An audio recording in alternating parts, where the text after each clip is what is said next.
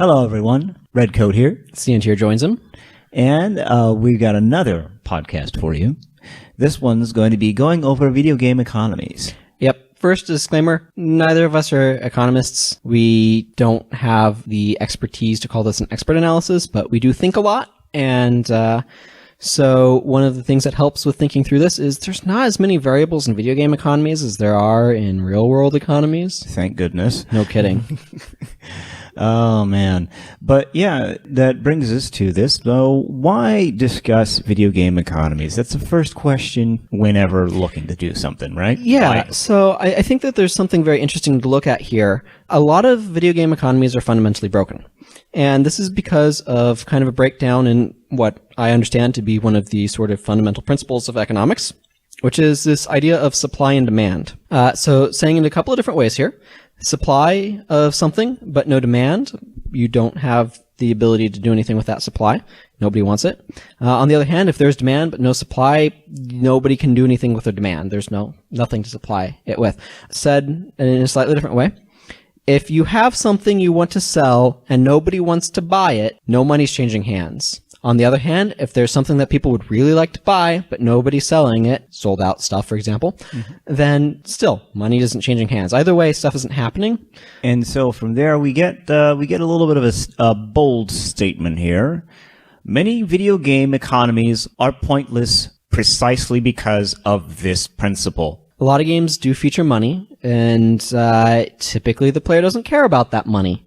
Either it's because, whatever it is that they'd buy is just freely available elsewhere in the game, or the stuff that they can buy is just worse than stuff that's freely available, which happens a lot. Or the amount of money that the player gets just so outpaces the cost of stuff that the player's purchasing power, it's like Bill Gates going to the grocery store. He doesn't care how much stuff costs. I mean, he might because he's trying to be prudent maybe, but he doesn't have to care about how much stuff costs. Yeah, he can go in there and be like, "Make it rain! Do I have 99 slots for all those milk cartons? 99 milk cartons. Yes." Yeah. He can buy as many bags of Lay's potato chips as he wants, more or less, because the cost is going to be so low compared to how much money he has. A lot of players are like that in video games, particularly towards the end game, where they're just like, I have all the monies. You cannot possibly charge enough. My act of playing the game makes me all the monies back. Yep. Going from there, one of the things we want to look at here is exactly how you actually produce an economy in a video game, so to speak. Yeah, so we're really looking at some of the reasons that video games do break. Like, why do these issues keep coming up? Yeah. And what leads to these broken economies in video games time and again. And I do want to briefly address MMOs, because MMO economies are a particularly terrifying monster. Yeah. And we'll discuss that a bit more once we've gone through some of these common reasons why video game economies break. But just kind of keep in mind that multiple players acts as a multiplicative effect on the things that cause economies to break. Yeah, essentially, the MMO economy is a lot closer to a real-life economy, and so the holes that can show up in there are way more virulent. Yeah. So kind of the first thing that causes video game economies to break, in many ways, one of the more significant ones, is the concept of loot. So for those who have not heard this term before, just briefly to describe it, it's stuff that the player finds in the game world, usually from like chests or some ambient thing that they pick it up from, or something that enemies drop upon death or whatever.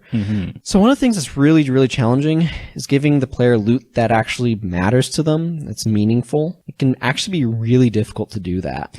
One of the things about it is like giving loot that is meaningful. So that means, generally speaking, you're like, okay, you give them something that makes them play the game better, or allows them to play the game in a cool, better way. But the problem is that you have like a game progression to go through, and you have a lot of stuff that goes along with that.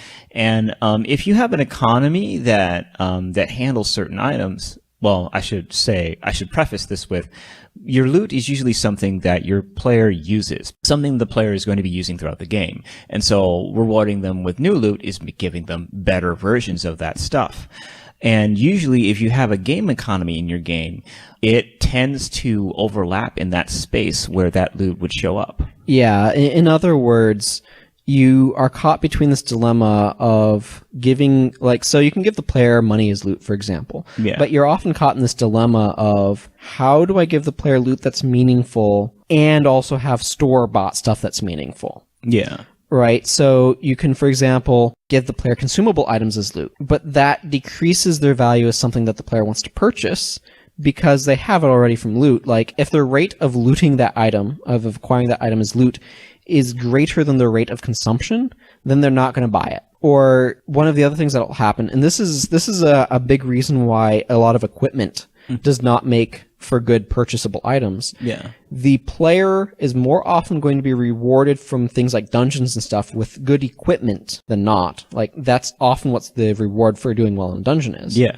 Or getting to the bottom of it. It's like, here's the legendary sword that's been lost in the deepest, darkest dungeon that nobody wants to go into because it's full of awful monsters. But you went in there and you got it, and your reward is now you can wield it against the foes of light or whatever. Yeah. You know, your enemies. And so then you go and you look in the shop in the next town over, and they're like selling some weak sword. They're like, why would I ever use this? I have my sword of awesome Demon's Bane. Yeah, because it's the thing, just from a standpoint of player immersion, if that super awesome legendary sword of Demon's Bane just showed up in a store somewhere for $150, you're just like, what? What is that doing there? Yeah, that would seem really off. And on the flip side, if they go into the bottom of a dungeon, they put in all this work, or they could just go to town and buy something that's better, that makes that reward feel super, super lame. And it puts you between a rock and a hard place. Yeah, because either you can have the stuff you can buy in the store be worthwhile buying equipment-wise, or you can have the loot you find in dungeons be worthwhile. Well, there's another thing that actually comes along with that, which is just that concept of the pricing of those items. Like, how do you actually price them such that it matters? And there's, it gets complicated. Yeah, and we're going to get into a little bit of why that's complicated, probably in this next section on money sinks. Yeah. So, a lack of money sinks. So, it's important to explain what a money sink is. It's this idea of some sort of like repeatable purchase or repeatable expense. So, like, a new sword may or may not be a money sink, but like consumables and stuff like that tend to be. So that's, for example, upgrade materials as a contrast to an individual sword. They're more often going to be a money sink because it's like a repeated purchase. You're probably not buying like 30 swords, but you might buy 30, I don't know what iron ingots to upgrade your swords with. So like real life has a bajillion money sinks. Things like food and water, electricity, garbage collection, taxes, fees, service costs, phone bills, college, insurance, fuel. But having that sort of stuff in video games is difficult.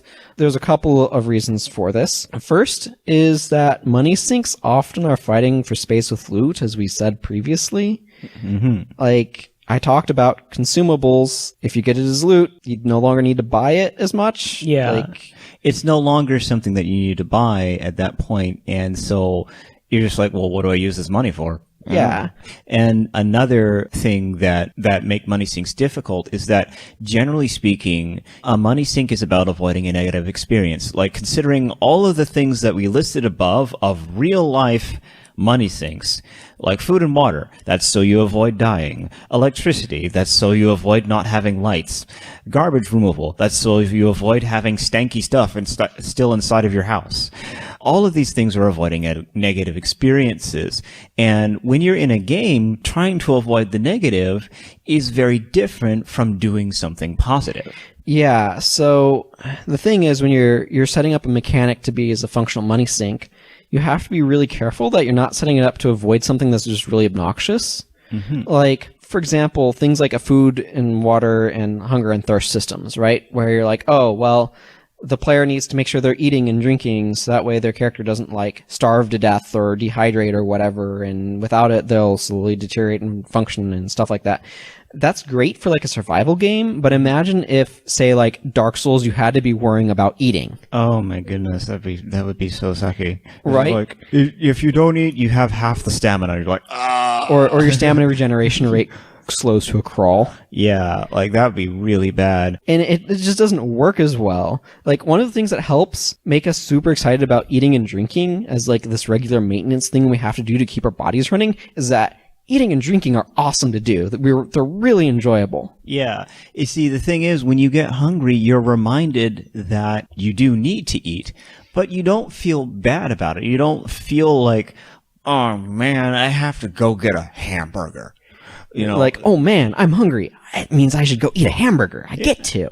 Yeah, and that's really, if you're going to make a money sink in a game, that's the kind of response that you want. Like, although it's interesting because it makes me think it's not really a money sink, but it does make me think of a particular resource sink, I guess I'd call it, which was, what was it, Eternal Darkness, and how your psyche worked. And it's like, you were reminded that you needed to keep yourself sane by things just getting weird everywhere. And so there is this thing of where normally something like that just is like it's slowly getting down and ticking down. It just makes you feel really trepidatious in a bad way, where you're just like, oh, why do I have to manage this thing? But when it's something of where it gets down there and then just weird stuff starts happening, you're almost in anticipation of being down there. You know the game's going to get really, really hard because you can't tell what's happening, but anticipating the fact that you'll just start growing big randomly and then not be able to go through doors. You're like, what?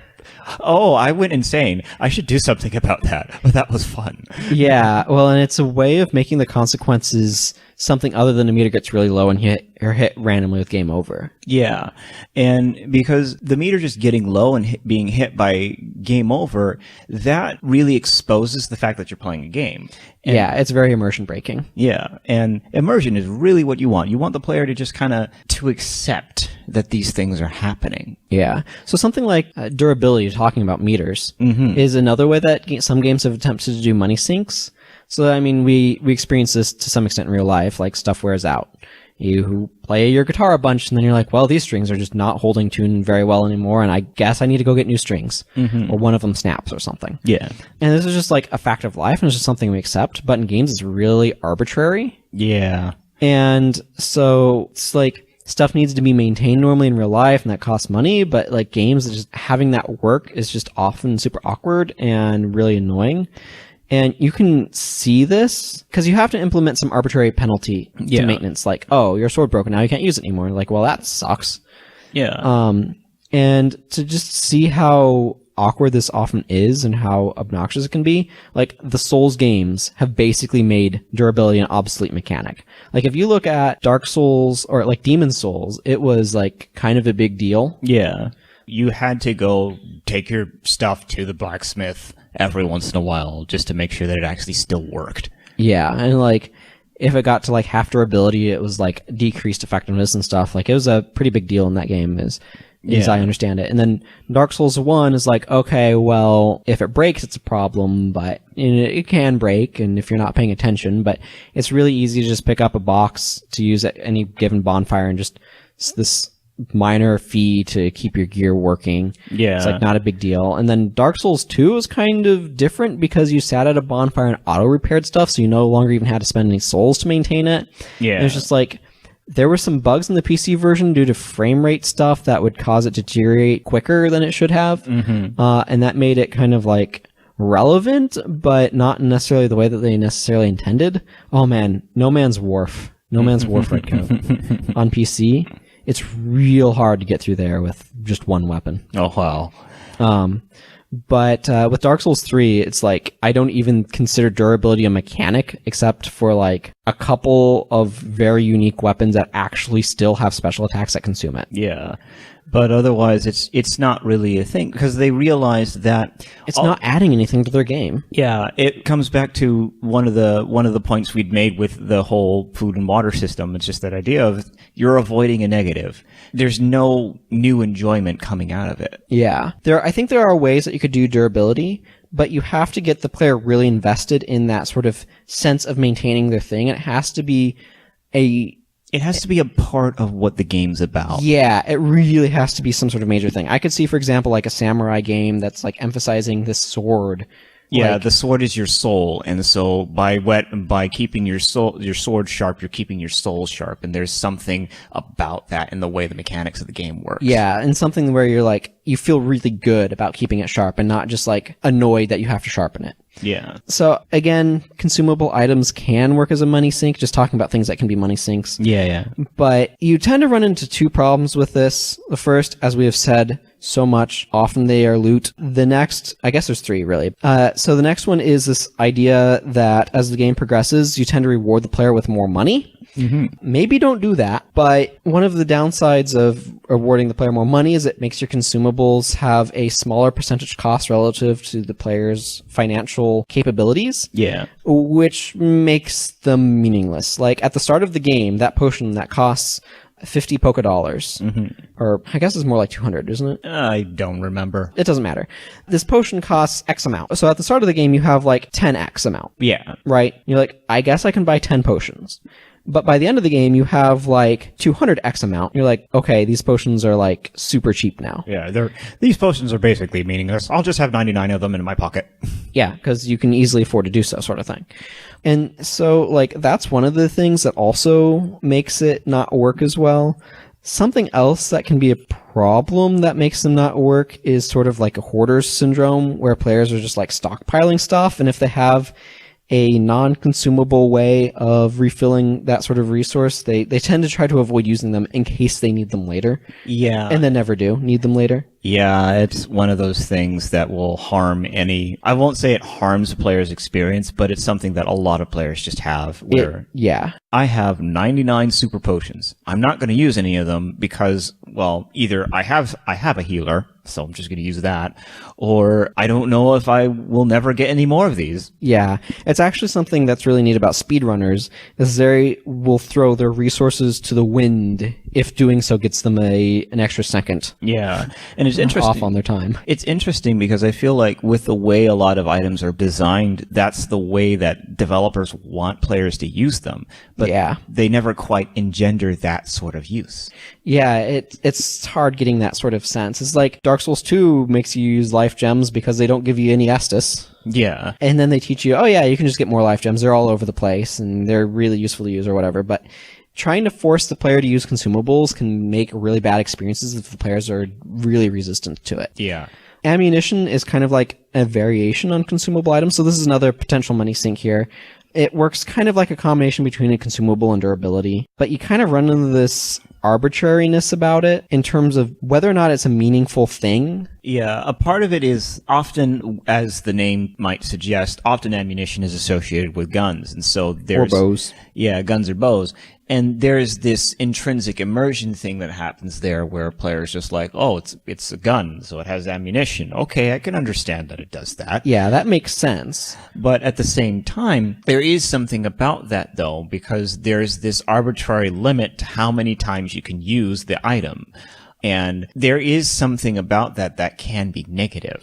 Yeah, like if the player's not very good at keeping it up. But the other thing that's challenging is like the price per ammo item. It can be kind of difficult to pinpoint because if you make it too high, that item is basically impossible to use. Mm-hmm. And then you really run into this hoarder syndrome issue. You make it too low and it basically is non-effective. It doesn't really matter. Yeah, it reminds me of Irving from Final Fantasy VIII because a lot of his limit breaks used ammo to do special effects.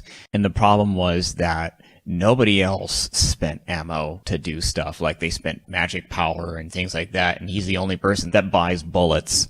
And I remember just getting the character like, I want to use you because you're a desperado and you're like a sniper and stuff. But I can't bring myself to just have to go to the store every time I want to use your limit break. And I don't get your limit break often enough to actually care. Yeah, absolutely. So there's some other things that can work. Convenience costs is something that can work. So things like putting a price tag on fast travel. But that can be really tricky to do because if players can avoid it, they often will, and that can lead to bad play experiences. I can briefly actually talk about Guild Wars 2. They have a fee to use their fast travel system.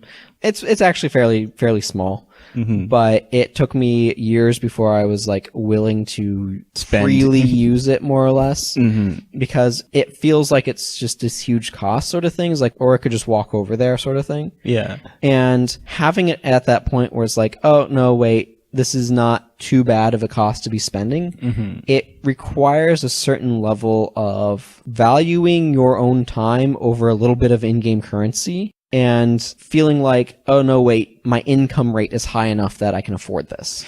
Yeah, and that actually, well, that will get into something a little bit later, but the concept of an allowance, like having a wage that you're just getting regularly, can help ameliorate that a little bit, but not too much. It maybe.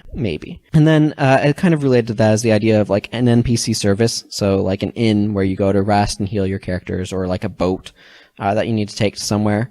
Something that can come up as a problem of this, and I alluded to this idea a little bit earlier, making sure that the player doesn't like have to farm, repeatedly kill an enemy for money or whatever, in order to be able to afford gameplay necessary services is like, that's a difficult balance to strike, because you want to make sure that it feels like, oh, there's a cost to do this. Mm-hmm. But if it's necessary for the game, the designer can very much so, and I do not fault them at all for this, and I think there's a lot of sense to this, say, I need to make sure that this cost is enough that it feels like the NPC is charging something, but not so much that most players are going to hit this and be like, now I cannot progress the game, I have to go outside and wander around a bunch until I hit enough random encounters to get enough gold to be able to buy this stupid NPC's stupid boat service. Yeah. Right? And you don't want to trap the player that way. So it often can lead to that sort of thing kind of being put at a really trivial cost level. Mm-hmm. It can usually result in just the cost being brought down to this point where there's no reason for you not to be able to pay for it. And so the whole effect of the cost, which is likely for the intention of immersion, maybe also as a gating piece, but really that particular style is interesting because I'm curious what the designer intended there. And I think that's actually an important thing with any form of costing is, what do you intend that cost to do for the player? Yeah, for sure. And like, is it there just for immersion? Is it trying to be a money sink? Mm-hmm. And like, trying to make a gameplay necessary action a money sink will often backfire. Yeah. Either it's going to have to be too low to be an effective money sink, or it's going to potentially make the player need to farm. Mm-hmm. And both of those can be negative experiences. Yeah, no matter what, you would have to design around it. Yeah, absolutely.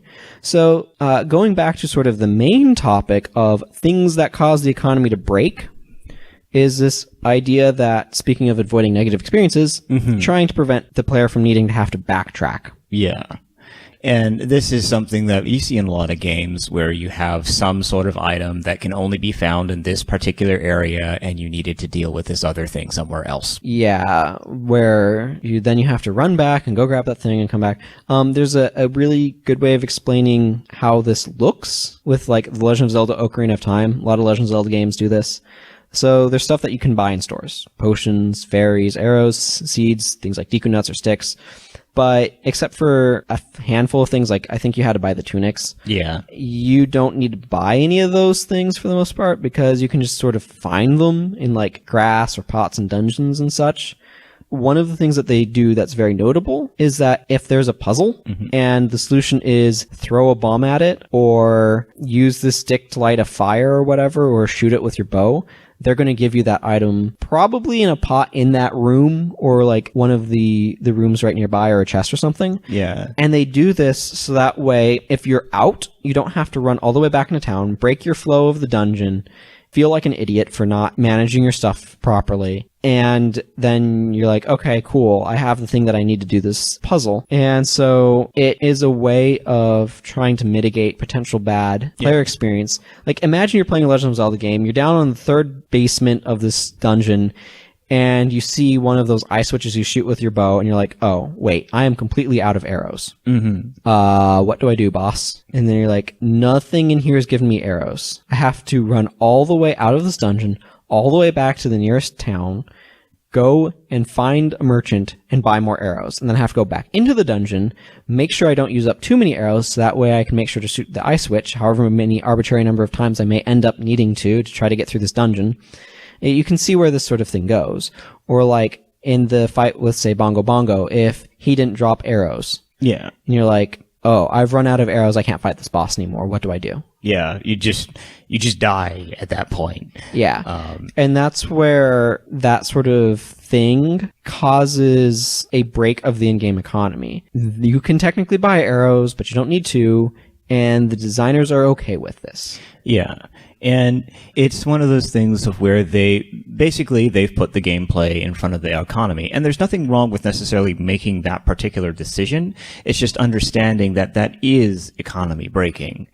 And if the economy is supposed to be something that your game highlights and utilizes, and money is supposed to actually mean something, then you are undermining your economy by doing those sorts of things.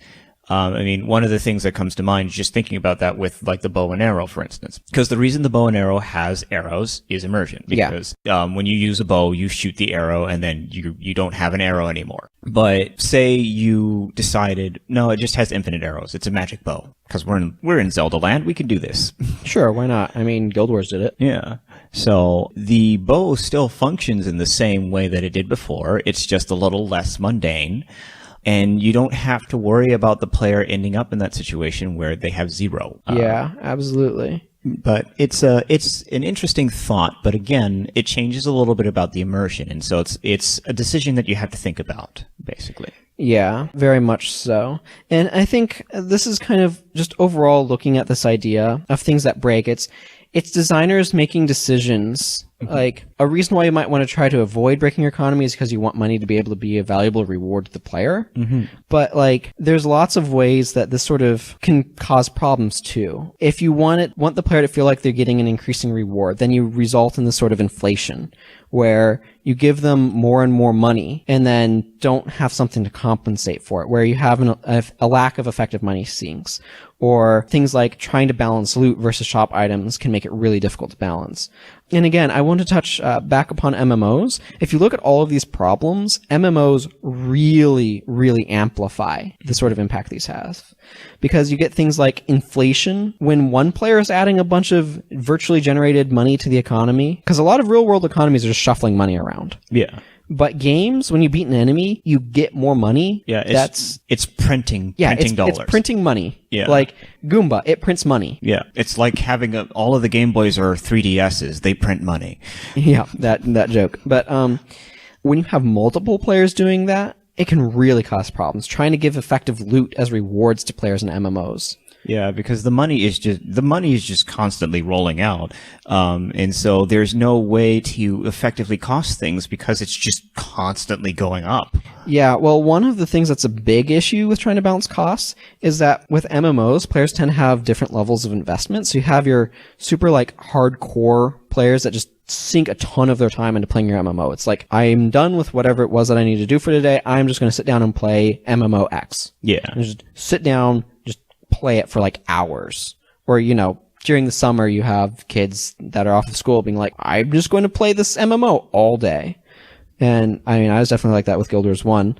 And one of the things that happens there is those players are going to have so much more income than your more casual players that like just pop in every now and then.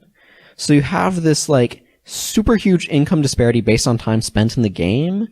And trying to put in effective money sinks that can effectively sink the money of the players who play your game a lot while not being like completely devastating to your players who don't play your game very much. That's a really difficult balance to achieve. And that's where actually something like I mentioned with the Guild Wars 2 fast travel system was causing me problems because I didn't play that game as much, so I didn't have that same sort of income. Yeah. And that made that system feel really heavy.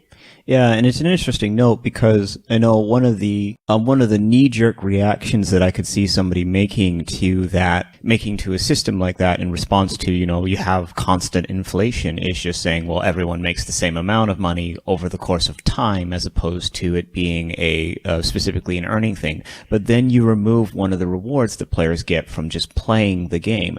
And so there's a very complex interaction that has to happen there. Yeah, absolutely. For sure. And the other thing that can be really difficult is a lot of endgame content at MMOs is focused around getting loot. Yeah. And that will introduce more money into the system, causing inflation. and the loot is something they're not buying, removing money sinks. Yeah. Well, it's interesting because it makes me think back way on one of our things where we were talking about how sometimes items become the new currency because of how money works. Yeah, we talked about that when we were talking about game terms. Yeah. So I want to, I feel like we've talked a lot about these sorts of things, so I want to look at a couple of video game economies that I think actually worked relatively well. So the first one of these, surprisingly, actually, is the Pokemon games. I'm talking about like the main title games, so like Pokemon Red, Blue, Yellow, probably Sun and Moon when they come out, X and Y, all of those. So I don't know about Pokemon Go, but I don't even know that it has an economy. No, not really. But as I thought about it, I was surprised because they, especially compared to most video games, they have a really robust economy. One of the big things about the economy of Pokemon is that it manages to be very subtle about how it drains your money, because it's not something where arbitrarily you're just losing money, but it's specifically that the money sink is related to one of the core aspects of playing the game. Specifically, you want more Pokemon? You need Pokeballs. So you're going to have to buy some Pokeballs. So that's one of the money sinks, but it's items in general that are related to either catching Pokemon, modifying your Pokemon, and by that I mean training them, giving them vitamins and all that stuff. Oh yeah, vitamins are a huge potential money sink. Yeah, picking up TMs, picking up revives and potions for when you're going through the main game. All of these things are just natural money sinks that just come from playing the game in the way that you would want to. And they manage to price them and have a really nice income curve because along with that, all of your money actually comes from a fairly limited source. Yeah, you only get it from beating trainers, not wild Pokemon, which really allows them to structure their loot in a really interesting way. Mm-hmm. Like, you can find things like some potions and stuff out in the world, but not enough for what most players are going to want. So you have to buy more. And you're certainly going to need to buy more Pokeballs if you're wanting to actually go after that catch 'em all sort of mentality. Yeah. And your only source of income is trainers.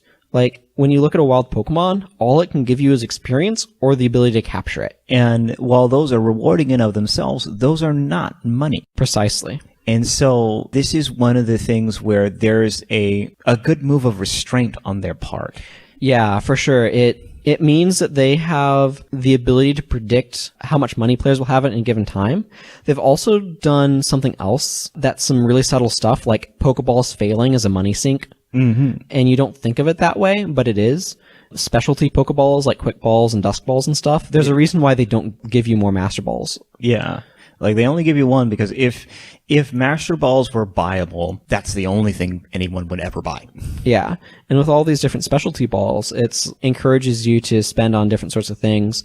And in general, they just don't make money very grindable. Like, you have to basically just grind to the Elite Four. Some games have allowed you to re-challenge trainers, but even then, that tends to be somewhat more sparse.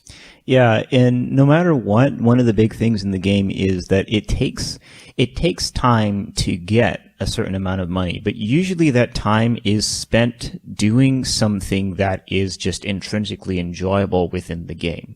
Yeah, and like leveling up your Pokemon, if you remember from the previous podcast, tends to be an engaging enough experience that wild Pokemon battles don't feel awful a lot of the time to just run into, because getting experience feels rewarding enough because those levels feel like they're meaningful. Yeah. And so they did a lot of different things that actually do a really good job of sort of making the economy function relatively well. Like, they definitely aimed it to be fairly forgiving. Yeah.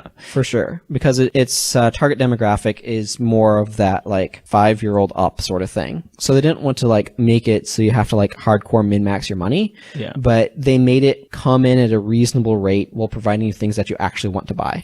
And I would say that it's not a bad thing to make the economy easily manageable, especially if it's not the focus of your game. Yeah, for sure. There's a lot of lessons to learn from how they do that. Mm-hmm. The other games is probably pretty obvious, but the Souls games, one of the things that I like is they don't have a ton of different currencies. Some games will overload on different types of currencies, but having one currency that's spent on everything, including levels, like experience is not a currency in that game. Yeah. You buy your levels. Of one currency. And then buying those levels is a super effective money sink. You feel really good about getting a new level. Yeah. Like, that's super exciting. And it effectively sinks the money that you're getting as rewards from enemies. They also do a good job of like balancing loot versus like things you can buy. Like you can find a claymore or you can buy a bastard sword, and they're not quite the same, but they're similar. So like you have this nice level of here's interesting things to buy, here's interesting things as loot, here's enough upgrade materials to upgrade a weapon, but do you want to try out all these other weapons you're getting? Oh, you're going to need to buy Titanite. Yeah. Or try to grind enemies or something. And then you can just put that into levels. So they do a really good job of having a functional economy by having some actually very effective things for you to want to spend money on. And one of the other things that is important to note is their inflation curve, or rather the curve on which you need more currency, is managed very well, to where oftentimes when you're at a point where you need to raise your weapon up to a certain level, you've got a level 4 weapon, you need to get it to level 6. Getting it to level 6 is probably going to be a little bit of a grind, but getting another weapon up to level 4 is going to be very easy. Yeah, and definitely not nearly as much of an effort. Like, it's really easy to get a weapon up to the point where it's almost acceptable, and then you have to put in a lot more work to bring it up to acceptable. But each time you reach another one of those echelons, it becomes easier to bring it up to that almost acceptable level. Yeah. And it's a very interesting thing also, just on note, with the money sink of leveling up, of specifically getting more stats and having to put your currency into that. It's a hungry monster. Yeah, it's a hungry monster, and that's actually a pretty good one there, because it's a hungry monster, but you get an enjoyable experience out of spending that money. And that, comes back to that idea of, like, with food. When you get hungry, you're reminded that eating food is a thing that you should do. And then you're reminded, oh, wait, I enjoy eating food. I'm going to go eat some food now. And it's the same case. You'll be reminded at some point, I should level up. Oh, well, I'm actually pretty low on levels. Like, I'm pretty under-leveled here. I'm taking a lot of damage. Well, if I level up, I'll be genuinely better. I should go do that. Yeah, and it's enjoyable to make that decision of where to put your levels. But yeah, that covers a lot of what we wanted to talk about here. Yeah, just, a final encouragement of think about your economy, think about how you're trying to balance player rewards and what you want to do to try to make the game elements you're putting effort into meaningful. Yeah, and when you're making an economy, or when you make a game and you ask yourself, do I want an economy? That's the first thing you need to ask yourself. Yeah, that's actually an important question to ask. Because an economy in a game needs to serve a purpose for it to actually not just be a hindrance to play. Otherwise, it's just you're putting arbitrary costs on things and making players do arbitrary work to get at things that could have been granted to them by more interesting methods. But economies can be used to be that interesting method of gaining things, and also be used to create a better sense of immersion. But it's always important that you go into it deliberately and you say, my economy serves this purpose. This is why I have this here. And we will design it around this intention. Yeah. Also, just one final thought about money sinks. The things that work best in them that I've seen are things that the player wants but doesn't need. Yes, like hats. Yes, like hats or specialty armors or things like that. It's surprising how well vanity items work as money sinks. Yeah, certainly worked pretty well for Guild Wars 1, relatively speaking. Mm-hmm. But I think that about wraps it up. So I think we'll head to the sign-off. Okay, Scientier, signing off. And this is Redcoat, signing off. Play the games you want to play, boyos.